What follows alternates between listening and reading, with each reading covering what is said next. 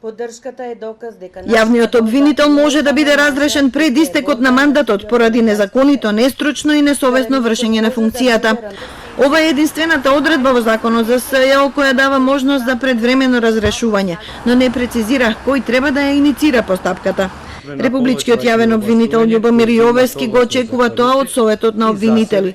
Посочува дека во овој случај треба да се смета дека обвинителката Јанева е спречена во извршување на својата функција и дека во недостиг на регулација во законот за СЈО се применува законот за обвинителство.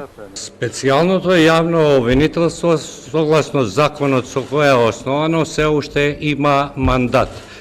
Доколку јавниот обвинител кој раководи со ова обвинителство е спречен да ја извршува функцијата, тогаш Советот на јавни обвинители ќе треба да го констатира тоа и веднаш да определи одредот на јавните обвинители на ова обвинителство, веде обвинител кој ќе раководи со тоа обвинителство. За тоа има законски основи, бидејќи во Законот за специјалното обвинителство во завршните одредби има одредба која пропишува дека доколку одредени случаи не се поинаку регулирани, се однесува Законот за јавно обвинителство. Председателот на Советот на обвинители Коле Штериев вели дека во законот не постои таква одредба. Не знам што мислел со тоа Јовевски. Во законот стои дека Советот на обвинители може да назначи веде обвинител кој ќе раководи со обвинителството, само ако му престане мандатот на раководителот или ако е разрешен од функцијата. Овде немаме таков случај.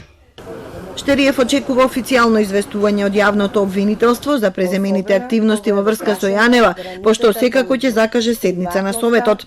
И Собраниската комисија за избори и именување не може да поведе постапка за разрешување на Јанева без конкретна иницијатива.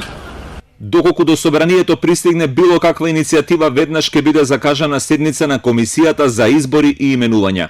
Според законот, доколку Советот на обвинители почне постапка за разрешување, треба да подготви извештај кој ќе ги содржи основите за тоа и да го испрати до собранието.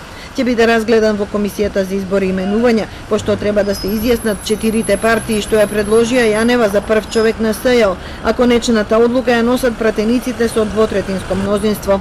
Минатиот месец Јанева самата најави оставка и ја услови со донесување на нов закон за обвинителство, но остана нејасно дали воопшто ја поднесе до собранието и до Советот на обвинители.